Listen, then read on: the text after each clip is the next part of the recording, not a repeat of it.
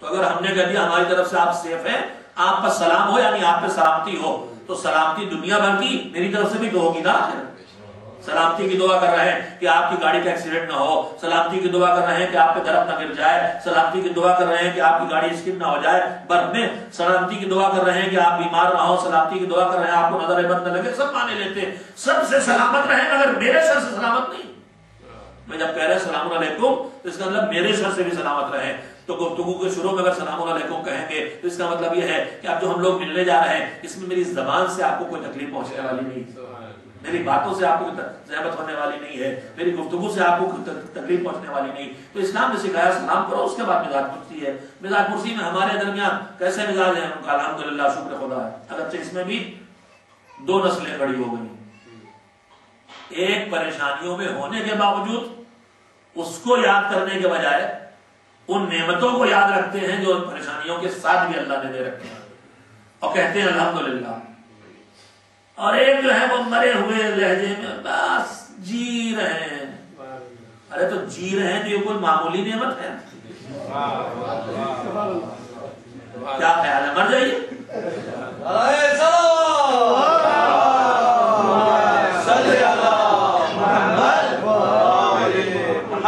تو چھوٹی چھوٹی مشکلوں کو آدمی یاد کر کے بس جی رہے کر لیتا اور ہزاروں نعمتوں کو بھول جاتا ہے جو اس کی طرف سے ملی ہیں۔ اگر ان کا ذرا سا دھیان رکھے تو کبھی رنجیدگی کی کیفیت کا شکار نہ ہو، احسان اور شکر کا احساس برقرار ہے۔ خیر، تو اب ہمارے درمیان بھی گفتگو ہوتی ہے، کیسا مزاج ان کا؟ الحمدللہ شکر خدا۔ اور معصومین نے سکھایا بھی یہ ہے کہ اپنی پریشانیوں کو بندوں سے بیان مت کرو۔ اب آ گیا جملہ تو یہیں پر روک کے سن لیں، وہ بھی اتفاق سے مجھے سیرت ہی ایک نمونہ یاد آ گیا مگر بڑا پیارا ہے، میرے دل میں بھی جگہ بنائی ہے، آپ بھی سن لیں انشاءاللہ۔ ہم اپنی زندگی کے مسائل کو ہر ایک کے سامنے بیٹھ جاتے ہیں، رونے لگتے ہیں۔ میں سب کو نہیں کہہ رہا ہوں، میرے جیسے بے غیرتوں کی بات کر رہا ہوں، غیرت مندوں کی بات نہیں کر رہا ہوں۔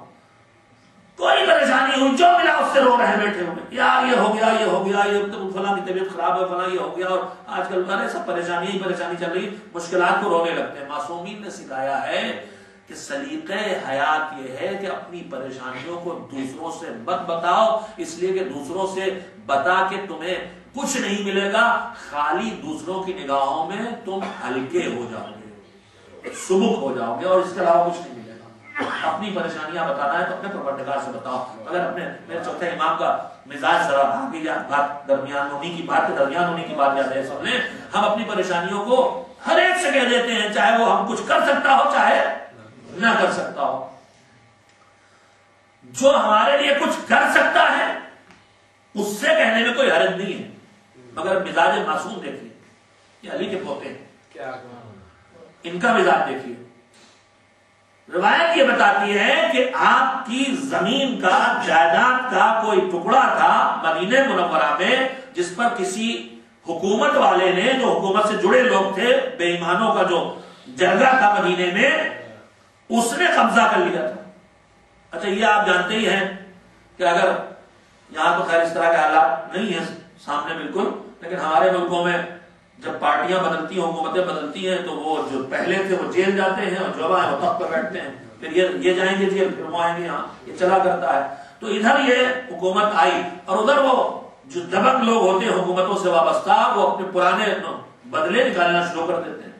اس کی جائیداد چھینی، اس کے مکان پہ قبضہ کیا، اس کو مارا، اس کو گالی دی، اس کو جیل میں ڈلوا دیا، سب وہی کرتا ہے۔ تو جب کسی کی حکومت کسی کے خلاف ہو جائے تو ایسے لوگوں کو بڑا موقع مل جاتا ہے۔ حکومت ہی ان کے خلاف ہے تو کیوں نہ ہم بھی اسی بہتے پانی میں ہاتھ دھو لیں۔ تو بنی امیہ امام کے خلاف، پوری حکومت خلاف، لہذا اس شخص نے امام کی جائیداد پر قبضہ کر لیا۔ یہ ہوا قصہ مدینے کا۔ اب امام تشریف لے گئے حج کے لیے مکے۔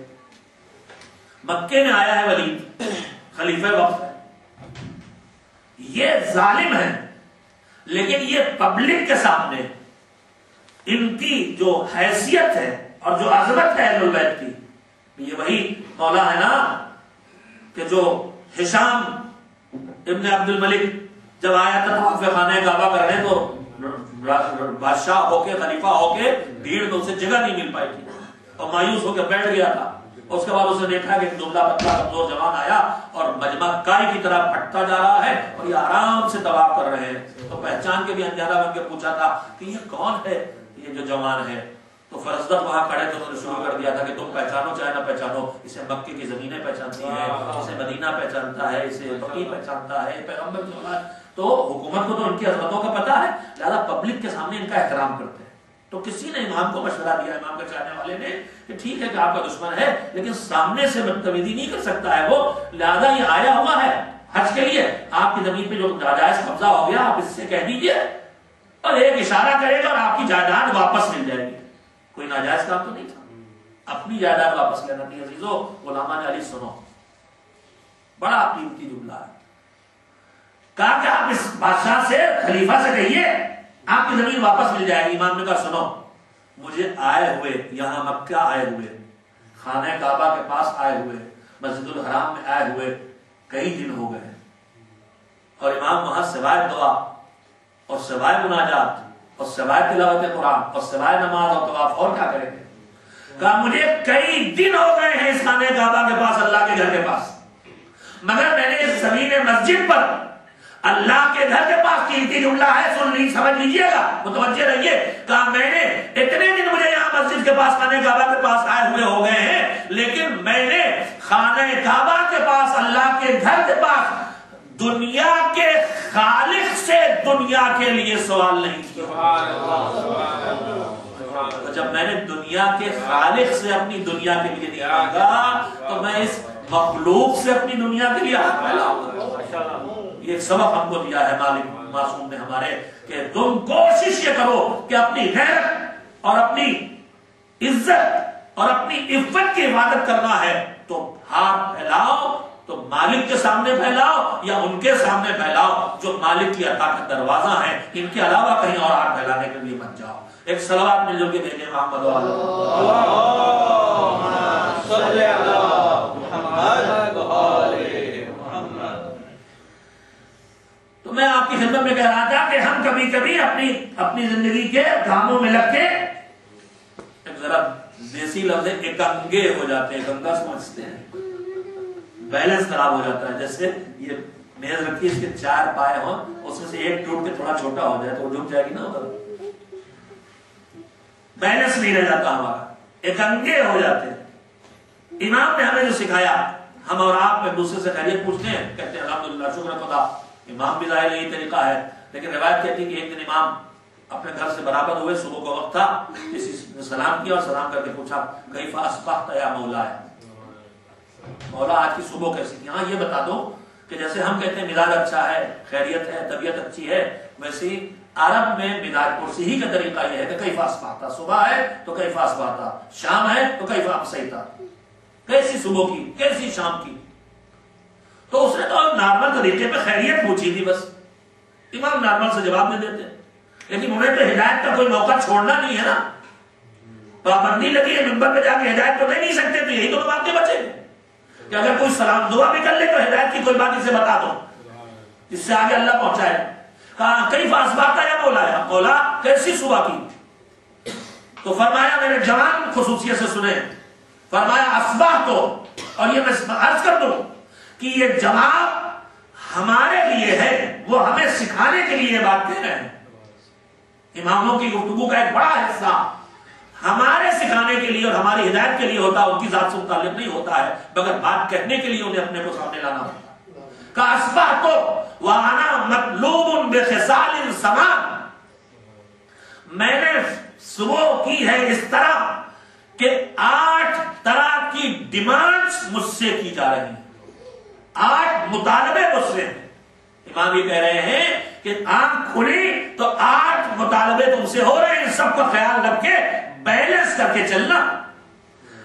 انا مطلوب بخصال سمان, 8 مطالبے مجھ سے کیے جا رہے ہیں. اب کون کون گنانا شروع کیا. اللہ, پہلی ڈیمانڈ کس کی ہے, پہلا مطالبہ کس کا ہے, پہلا مجھے کون ہے جو ڈھونڈ رہا ہے, اللہ یطلبنی بالفرائض, اللہ مجھے ڈھونڈ رہا. صفی حیدر طلوع فجر ہو گیا, نماز پڑھی کہ نہیں, اللہ یطلبونی بالفرائض، اللہ کہتا میں نے تمہارے اوپر کچھ واجب رکھے ہیں کام، کچھ فرائض رکھے ہیں، کچھ ایسی ڈیوٹیاں رکھی ہیں جن کو تم چھوڑ نہیں سکتے. اللہ یطلبونی بالفرائض، میرا اللہ مجھے ڈھونڈ رہا ہے، کہاں ہو؟ اپنی ڈیوٹی پوری کی، اپنے فرائض نپٹائے. مجلس کا ایک فریضہ تو آپ پورا ہی کر رہے ہیں، سر جھکا کے سونا. ایک اور پورا کر دیجیے، سر اٹھا کے سلوات میں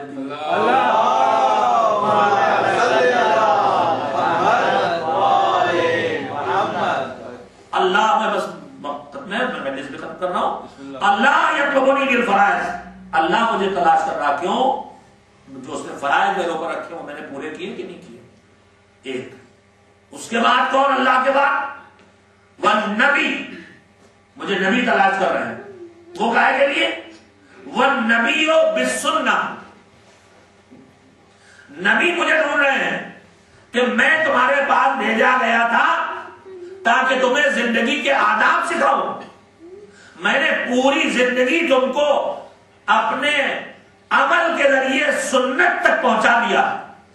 اب بتاؤ کہ تم میری سنت پر کتنا عمل کر رہے ہو. والنبی بالسنہ، نبی مجھے ڈھونڈ رہے ہیں کہ میری سنت پہ تم نے عمل کیا کہ نہیں کیا. یہ دو ہو گئے. اس کے بعد تیسرا کون؟ فرمایا والعیال. تیسرے نمبر پر ہماری جستجو میں ہمارے بچے، ہماری بیوی، ہمارے ماں باپ، ہمارے ذمے وہ لوگ جن کے اخراجات ہمارے اوپر، ہمارے چھوٹے بھائی بہن جو اپنی روزی خود نہیں کما سکتے، ہمارے عیال جن کی ذمہ داری مذہب نے ہمارے اوپر ڈالی ہے، وہ سب کے سب ڈھونڈ رہے ہیں صفی حیدر کیا ہے. کہ بالقوت، ہمیں کھانا چاہیے، ہمیں اپنی زندگی کے بسر کرنے کے لیے جو ضرورتیں ہیں وہ چاہیے. تو تیسری ڈیوٹی کیا ہے؟ تیسرا ڈھونڈنے والا عیال ہے، خاندان والے، کنبے والے، فیملی والے. اس کے بعد چوتھا کامن نفس. چوتھا جستجو کرنے والا کون؟ کوئی باہر کا نہیں، خود اندر سے.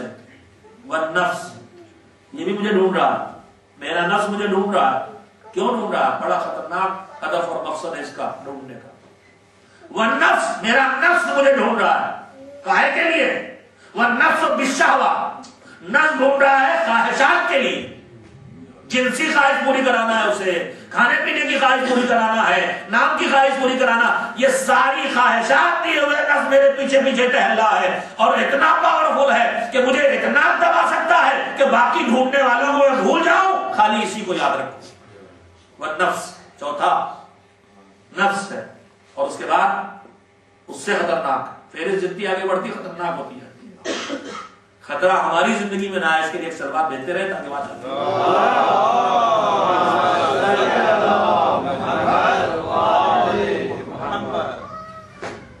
اس کے بعد امام فرماتے ہیں اور کون تمہیں ڈھونڈ رہا؟ کہا شیطان. خالی نفس نہیں ہے، اندر سے باہر سے شیطان ہے. شیطان کیوں ڈھونڈ رہا ہے؟ کہا والشیطان للضلالہ، شیطان تمہیں ڈھونڈ رہا ہے. کون سا موقع ملے کسی گمراہ کرنے، کہاں سے بہکا دیں، کدھر سے راہ مستقیم سے ہٹا دیں، کون سا گناہ کروا دیں، کون سا واجب چھوڑوا دیں، کون سی غلطی کا ارتکاب اس سے کروا دیں. 24 گھنٹے شیطان تمہیں تلاش کر رہا. بس میں بات کو ختم کر رہا ہوں. اس کے بعد کہا اور آگے بڑھو. کہا خالی شیطان ہی نہیں ہے، والکاتبان، یہ جو دونوں ڈیوٹی پہ بیٹھے ہیں ادھر اور ادھر، یہ دونوں مجھے ڈھونڈ رہے ہیں. کس لیے ڈھونڈ رہے ہیں؟ کیا کیا کیا کیا کیا کیا؟ نماز پڑھی کہ گانا سنا، تلاوت کی کہ غیبت کی. یہ ہماری جستجو میں ہر وقت لگے ہوئے ہیں. یہ دونوں کے دونوں فرشتے جو اللہ نے ہمارے اوپر معین کیے ہیں. شیطان تو بہکانے میں لگا ہے، لیکن یہ دونوں فرشتے اس پر لگے ہوئے اس انتظار میں ہیں کہ کب یہ کوئی اچھا کام کرے تو ہم لکھ لیں. وہ جو دوسرے والے ہیں وہ بھی بیٹھے ہیں کہ اگر یہ کوئی برائی کرے تو بھی ہم لکھ لیں. کتنی چیزیں ہو گئی؟ 6 چیزیں ہوں گی. کم سے کم یاد رکھنے کی تو کوشش کیجیے. اللہ فرائض کے لیے ڈھونڈ رہا ہے، نبی سنت کے لیے ڈھونڈ رہا ہے،